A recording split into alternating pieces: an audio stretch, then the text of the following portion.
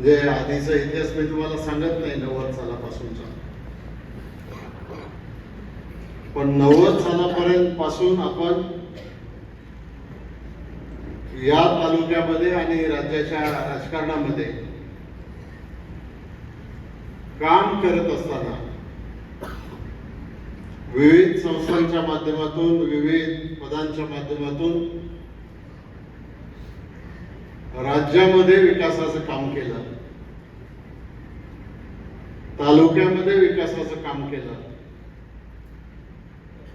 सगळ्या जाती धर्माच्या लोकांना बरोबर घेऊन जाण्याची भूमिका आपण त्याच्यामध्ये घेतली. राजकारणामध्ये नेहमी काही ना काहीतरी घडत असतं. 3.5 वर्षापूर्वी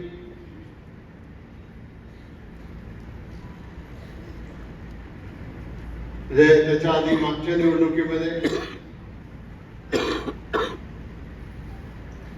खरं तर काँग्रेसची आपली आघाडी होती, पण अचानक पक्ष नेतृत्वानं निर्णय घेतला आणि आपण शिवसेनेबरोबर आघाडी केली आणि उद्धवजी ठाकरे यांच्या नेतृत्वाखाली आपण राज्यामध्ये सरकार स्थापन केले. त्या सरकारमध्ये सुद्धा मी कामगार मंत्री म्हणून, गृहमंत्री म्हणून काम करत होतो, परंतु पक्षाचे जेवढे आमदार निवडून आलेले होते त्या आमदारांनी एकत्र बसून निर्णय घेतला की आता आपल्याला याच्यामध्ये काही बदल करण्याची आवश्यकता आहे आणि जवळजवळ 40-42 आमदारांनी नामदार अजितदादा पवार यांच्या नेतृत्वाखाली सरकारमध्ये सामील व्हायचा निर्णय घेतला.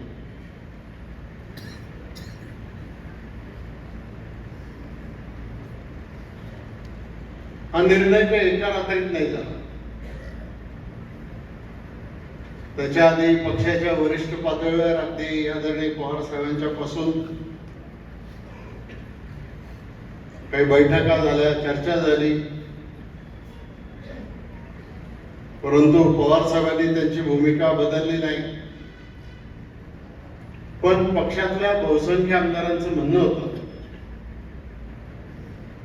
की जर आपल्याला विकास करायचा असेल तर सत्तेमध्ये त्या ठिकाणी सहभागी झालं पाहिजे आणि ते आपण सहभागी झालो आणि त्याच्यानंतर मग या राज्याचं जे राजकारण काय बदलायचं ते बदललं.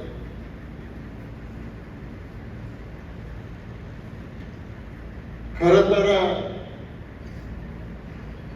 त्याच्यानंतर काम केल्याच्या नंतर काही काळ आपण काम करत होतो. त्याच्या आधी 90 पासून शिवाजीराव आणि आपण एकत्र काम करत होतो. 2004च्या निवडणुकीमध्ये लोकसभेला त्याच्या आधी आपण आदरणीय अशोकांना निवडून दिलं होतं आणि शिवाजीरावांनी इच्छा व्यक्त केली की मला आता लोकसभेची निवडणूक लढवायची आहे. आम्ही बोललो साहेबांशी, परंतु त्यावेळेस ते जमलं नाही. त्यांनी वेगळी भूमिका घेतली आणि सलग त्यावेळेला 3 वेळेला ते या भागामधून खासदार म्हणून त्या ठिकाणी विजयी झाले. कालचा हा राजकीय बदल झाल्याच्या नंतर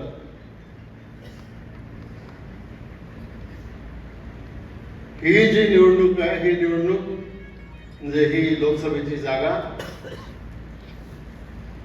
ही राष्ट्रवादी अजित पवार गटाच्या वाट्याला आली. शिवाजीराव त्यावेळेला शिंदे सेनेमध्ये काम करत होते.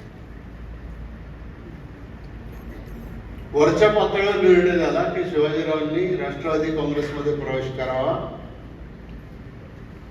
आणि त्यांनी इथून ही लोकसभेची निवडणूक लढवावी.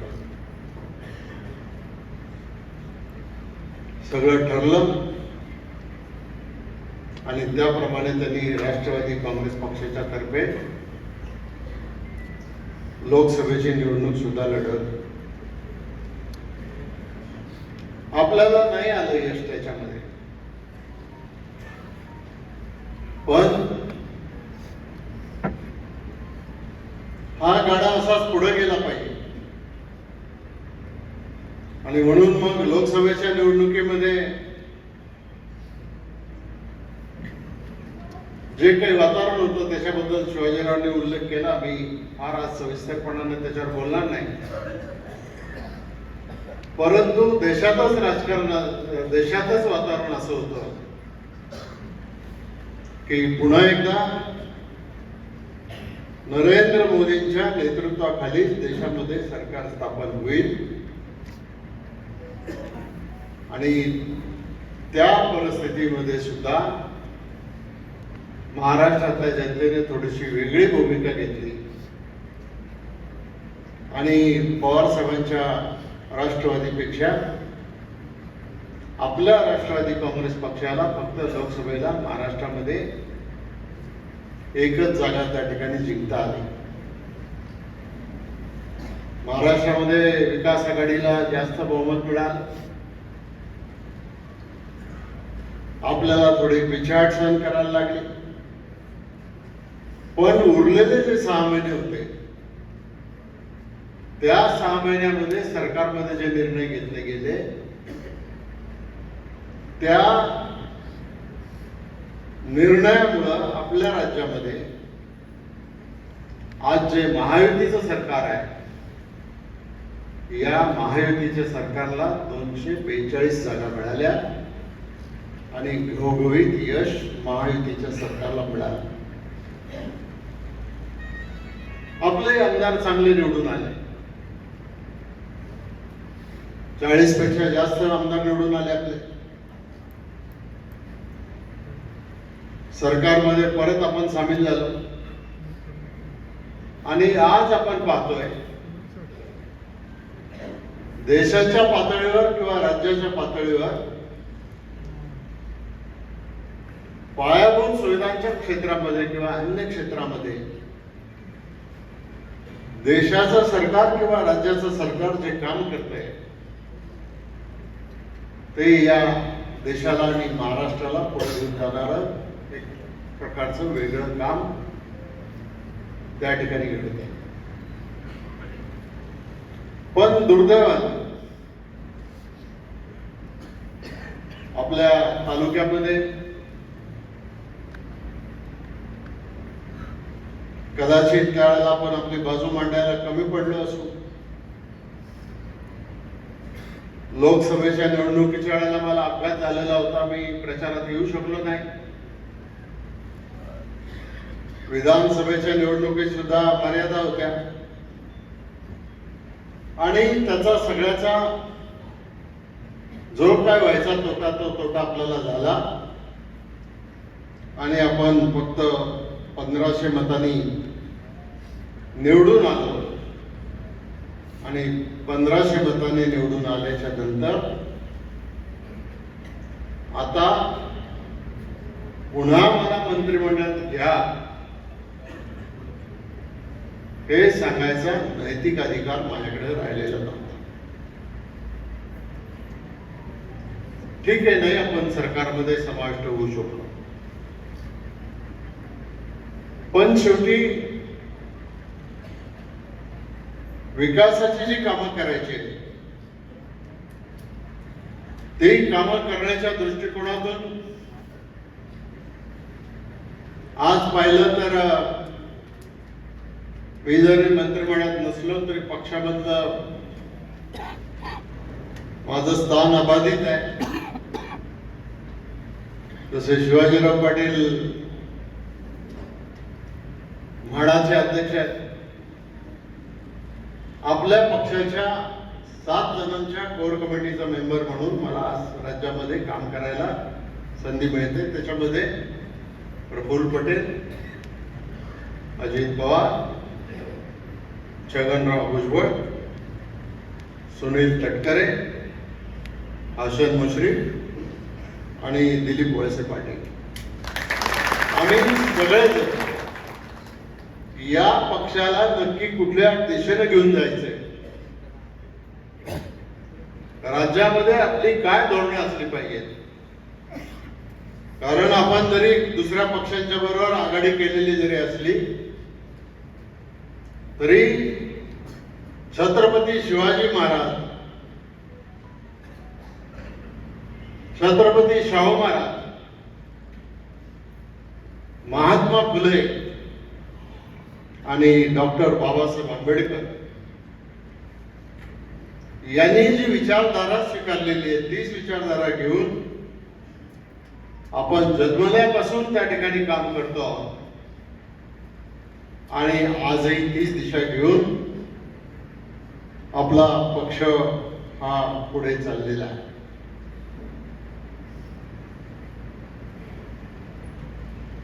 आता राज्याचं राजकारण तुम्हाला सांगण्यापेक्षा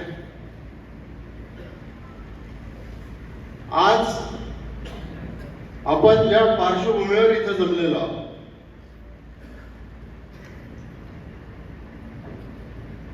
ती म्हणजे आगामी येणारी निवडणूक आणि त्या निवडणुकीमध्ये कार्यकर्त्यांनी करायची तयारी. आपण वर्षानुवर्ष एक वेगळ्या पद्धतीनं राजकारण करत राहिलो, पण कालच्या निवडणुकीमध्ये ज्या पद्धतीनं प्रचार केला गेला, ज्या पद्धतीनं विचार मांडले गेले, मग आदिवासी लोकांना सांगितलं हे सरकार आलं की तुमचं आरक्षण जाणार, मुस्लिम समाजातल्या लोकांना वेगळं सांगितलं, आणखीन कोणाला काय सांगायचं ते सांगितलं. पण आज जे सरकार चाललंय देशाचं आणि राज्याचं ते सरकार एका वेगळ्या दिशेनं, विकासाच्या दिशेनं पुढे चाललेलं आहे. जिल्हा परिषदच्या आणि नगर परिषदेच्या निवडणुका जाहीर झालेल्या आहेत. सभापती पदाचं आरक्षण निघालंय. ओपन कॅटेगरीमध्ये आपलं सभापती पद त्या ठिकाणी आलेलं आहे.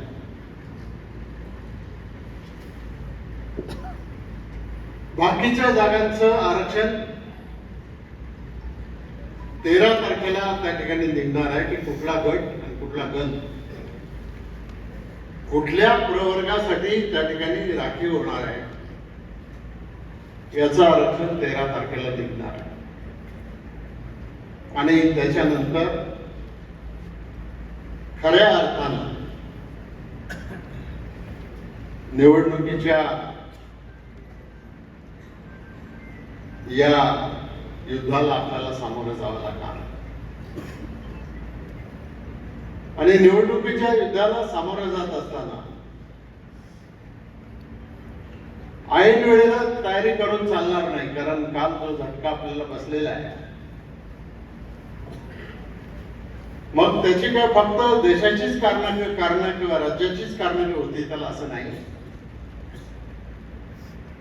तर आपल्याकडे सुद्धा तालुका लेवलला गावागावामध्ये गट तट भांडणं, हा इकडं म्हणून मी तिकडं, अशा भूमिका जिथं जिथं घेतल्या गेल्या तिथं तिथं याचा परिणाम झालेला आहे. भीमाशंकराची कृपा आपल्यावर होती. आपण निवडून आलो, किमान प्रवाहामध्ये आहे. आज विरोधी पक्षाच्या आमदारांना त्यांच्या मतदारसंघामध्ये एखादा 10 लाख रुपयाचा रस्ता जरी करायचा असला तरी तो करता येत नाही. ही परिस्थिती आहे. आता लोकसभेची निवडणूक संपली, विधानसभेची निवडणूक संपली. पुढचे 4 वर्ष तर मी आता आमदार म्हणून त्या ठिकाणी राहणार आहे का? काही अडचण आहे त्याच्यात?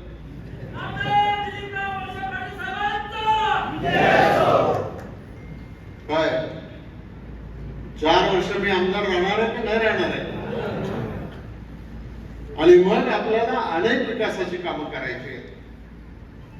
पण विकासाची कामं करताना सगळीच कामं काही दिल्लीहून किंवा राज्यातून होतात असं नाही. तर विकासाची कामं छोटी मोठी कामं जी आहेत, एखाद्या वाडीचा एखाद्या वस्तीचा रस्ता, मोठी कामं आपण खूप केली, त्याची मी आता पुनरावृत्ती या ठिकाणी करत नाही. पण त्याच्यासाठी जिल्हा परिषद आणि पंचायत समिती आपल्या ताब्यामध्ये असणं अत्यंत महत्वाचं आहे. आता जर जिल्हा परिषद आणि पंचायत समिती आपल्या ताब्यामध्ये नसेल तर मग उद्या विकासाच्या कामाच्यासाठी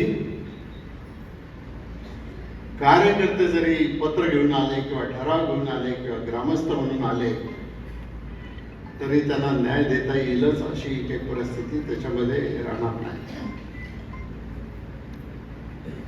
आणि म्हणून ही निवडणूक महत्वाची. बरं, आता ही निवडणूक शिवाजीरावांची पण नाही, ही निवडणूक माझी पण नाही,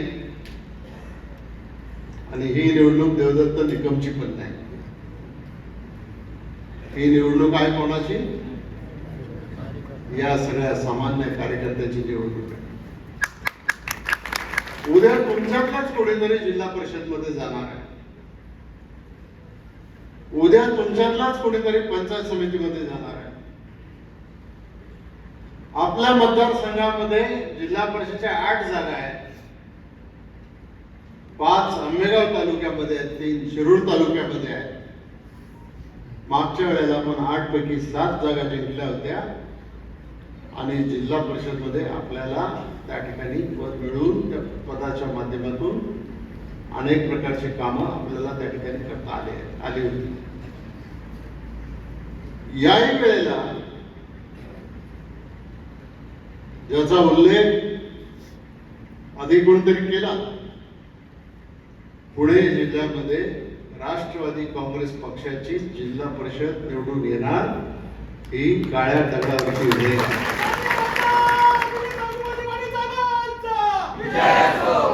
आज 8-9 आमदार आहेत आपले, आपली ताकद आहे. अजित पवारांचं सरकार कर्तृत्व नेता आपल्या बरोबर आहे. आणि अशा वेळेला जिल्हा परिषदच्या माध्यमातून किंवा डीपीडीसीच्या माध्यमातून निधी आपल्या गावागावापर्यंत, आपल्या वाडीवाडीपर्यंत, आपल्या वस्तीवस्तीपर्यंत घेऊन जायचा आहे. तो निधी घेऊन जाण्यासाठी आपल्याला हे काम करायचं. उद्या आपण काम मंजूर करून आणलं, सभापती आपल्या विचाराचा नसला तर काम मंजूर करून आणणार आपण, नारळ फोडायला येणारा दुसराच. ही परिस्थिती निर्माण होऊ नये म्हणून जास्तीत जास्त पंचायत समित्या, जास्तीत जास्त जिल्हा परिषदच्या जागा हे आपल्याला त्या ठिकाणी निवडून आणायचं काम त्या ठिकाणी करायचं. आणि म्हणून तुम्हाला आधी जागा करतोय, आधी जागा याच्यासाठी करतोय की निवडणूक जाहीर झाल्याच्या नंतर मतदार याद्या बघण्यापेक्षा उद्यापासूनच काका तुम्ही पक्षाच्या माध्यमातून आपल्याला जिल्हाधिकाऱ्यांकडून ज्या मतदार याद्या मिळतात, प्रत्येक पक्षाला मोफत मतदार याद्या मिळतात, त्याची एक कॉपी त्या त्या गावच्या बूथ प्रमुखाकडे किंवा गाव प्रमुखाकडे किंवा कोणाकडे द्यायची ती द्या. आणि कार्यकर्त्यांनी सुद्धा त्या मतदार यादीमधली जी नावं आहेत ती नावं तपासून घेऊन त्याच्यामध्ये कुठली कमी आहे कुठली जास्त आहे. आता कोणाचं कमी झालं असेल तर ते वाढवता येणार नाही, पण त्याचा अभ्यास करून उद्याच्या निवडणुकीमध्ये आपल्या गावामध्ये काय परिस्थिती राहील याचा विचार आपण त्या ठिकाणी करायचं काम करतो. आता मतदार याद्या तपासल्या पाहिजे आणि शिवाजीरावांनी सांगितल्याप्रमाणे आम्ही सुद्धा गावावर दौरे करणार आहोत, येणार आहे तुमच्या गावामध्ये. कार्यकर्त्यांना विनंती हीच आहे की तुम्ही जर निष्ठावान कार्यकर्ते पक्षाचे असाल तर गावामध्ये ज्यावेळेला आपल्या पक्षाच्या पदाधिकाऱ्यांचा दौरा असेल त्यावेळेला जास्तीत जास्त लोकांना त्या ठिकाणी उपस्थित ठेवून त्याच्यामध्ये त्यांना आपले विचार मांडून आपण त्याच्यामध्ये या सगळ्या गोष्टी सांगण्याचा प्रयत्न आपण त्या ठिकाणी केला पाहिजे. मी आणखीन एका गोष्टीकडे लक्ष वेधू इच्छितो. काय झालंय की या लोकसभेच्या निवडणुकीमध्ये आणि विधानसभेच्या निवडणुकीमध्ये आपल्याला धक्का बसल्यापासून आपले कार्यकर्ते जरा थोडे शांत झाले. तर टाळ्या वाजवायला शांत झाले नाही. कुठे मला शेवटचा माणूस टाळी वाजवतो दिसत नाही. म्हणजे आपल्या पक्षाचा घोषणा द्यायलाही शांत झाले. आणि आज विरोधी पक्षाच्या माध्यमातून वेगळ्या वेगळ्या प्रकारचे आरोप त्या ठिकाणी केले जात आहेत. आता ते खरे असतील तर आपण मान्य करू, पण ते खरे नसतील तर त्याला उत्तर देण्याची जबाबदारी फक्त शिवाजीराव आढळराव पाटील आणि दिलीप वळसे पाटील आणि पक्षाच्या पदाधिकाऱ्यांची आहे. तुमची कोणाचीच काही जबाबदारी नाही त्याच्यामध्ये आहे का नाही सांगा जरा जोरात. मग ते उत्तर तुम्ही त्याला दिलं पाहिजे. आज आपण पाहिलं श्रावण महिन्यामध्ये भीमाशंकरला जाणारा जो रस्ता आहे त्या रस्त्याला खड्डे पडले आणि तो दुरुस्त होत नव्हता. उदाहरण सांगतो तुम्हाला. तर तिथं काही लोकांनी आंदोलन केलं की आमदारांनी याच्याकडे लक्ष दिलं नाही. पण आपल्यातल्या किती कार्यकर्त्यांना माहिती आहे की आता हा इकडचा बनकर फाटा जुन्नरचा तिथपासून तर तळेघर पर्यंत आणि खेड पासून तर भीमाशंकर पर्यंत हा सगळा रस्ता आता नॅशनल हायवेकडे हस्तांतरित झालेला आहे. आता नॅशनल हायवे कोणाच्या अखत्यारीत आहे? केंद्र सरकारच्या. त्याची जबाबदारी कोणाची? मग खासदाराला प्रश्न विचारण्याच्या ऐवजी तुम्ही जर आम्हालाच प्रश्न विचारायला लागला आणि आमचा कार्यकर्ता त्याला जर एकही प्रश्नाचं उत्तर द्यायला लागला नाही तर जनतेमध्ये मग हा गैरसमज त्या ठिकाणी वाढत जातो.